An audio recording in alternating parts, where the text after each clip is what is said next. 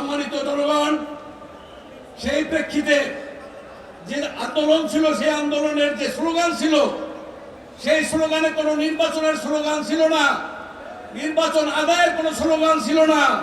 সেদিন ছিল মুখে কথা বলার অধিকারের কথা, স্বাধীনভাবে বেঁচে থাকার কথা। আজকে সেই বিপ্লবকে ডাইভার্ট করে যা নির্বাচনের দিকে নিয়ে যাওয়া হচ্ছে। 16 বছর আমরা চেষ্টা করেছিলাম, এদেশের বিভিন্ন বিরোধী দল চেষ্টা করেছিল, কর্মসূচি দিয়েছিল, কিন্তু 5টা বালির ট্রাক আমরা অফিসের সামনে থেকে মুক্ত করতে পারিনি। আজকে সেই ছাত্রদেরকে, সেই শ্রমিকদেরকে অবজ্ঞা করা হচ্ছে।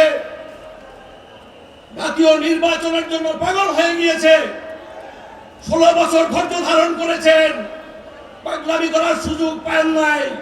এখন কেন পাগলামি করছেন? সামনের দিকে নির্বাচনের জন্য প্রস্তুতি গ্রহণ করেন।